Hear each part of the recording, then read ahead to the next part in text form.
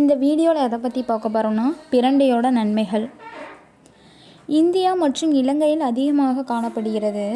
மருத்துவ குணமுடையது. பொதுவாக மனித நடமாட்டம் குறைவாக காணப்படும் பச்சை காடுகள் மற்றும் வேலிகளில் படர்ந்து வளரக்கூடியது. இதன் சாறு உடலில் பட்டால் அரிப்பையும் நமைச்சலையும் ஏற்படுத்தும்.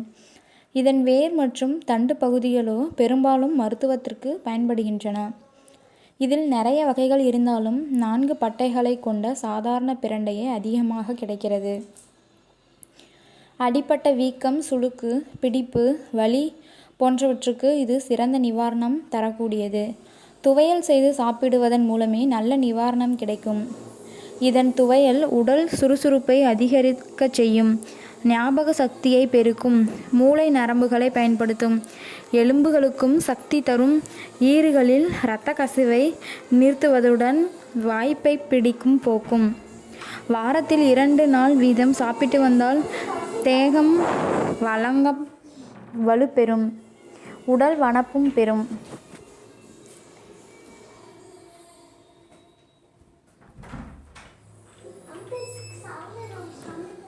எலும்புகள்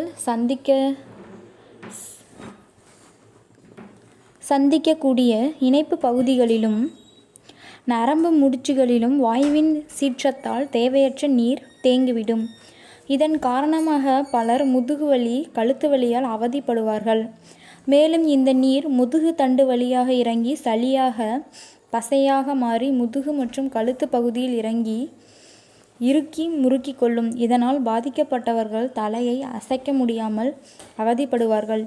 இந்த பாதிப்பிலிருந்து விடுபட பிரண்டை துவையல் உதவும்.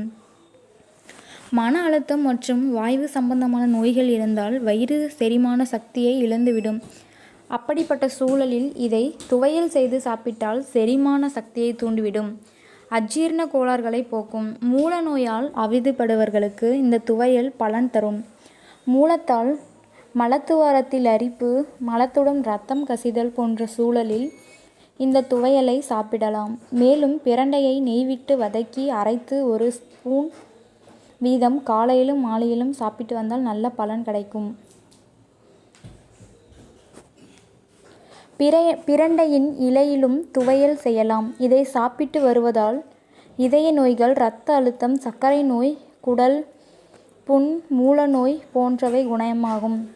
இலை 100 கிராம், இஞ்சி 1 துண்டு, பூண்டு 3 பல், மிளகு 5, காய்ந்த மிளகாய் 3, கறிவேப்பிலை, கொத்தமல்லி மற்றும் மஞ்சள், உப்பு ஆகியவை தேவையான அளவு எடுத்துக்கொள்ளவும். முதலில் இஞ்சி, பூண்டு, மிளகு, காய்ந்த மிளகாய், மஞ்சள் போன்றவற்றை அரைத்து கொள்ளுங்கள்.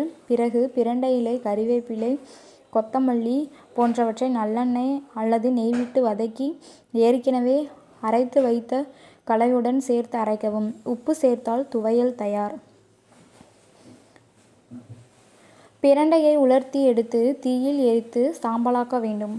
அப்படி கிடைக்கும் 1 கிலோ சாம்பலை 3 லிட்டர் நீரில் கரைத்து வடிகட்டி அரை நாள் தெளிய வைக்க வேண்டும். அப்படி தெளிந்த நீரை பீங்கான் பாத்திரத்தில் ஊற்றி 8 முதல் 10 நாட்கள் வெயிலில் உலர வைக்க வேண்டும். நீர் முழுவதும் வற்றி உலர்ந்த பிறகு கீழே படிந்திருக்கும் உப்பை சேகரித்து வைக்கவும்.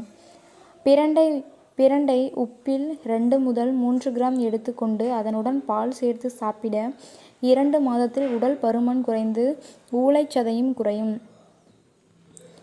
2 கிராம் பிரண்டை உப்புடன் ஜாதிக்காய் தூள் 5 கிராம் சேர்த்து சாப்பிட்டு வந்தால் உடல் வலிமை பெறும். வாய்ப்புண், வாய் நாற்றம், உதடு வெடிப்பு போன்ற பிரச்சனைகளுக்கு 2 கிராம் வெண்ணெயுடன் இந்த உப்பை கலந்து 2 தடவை கொடுத்தால் 3 நாள்களில் குணமாகும்.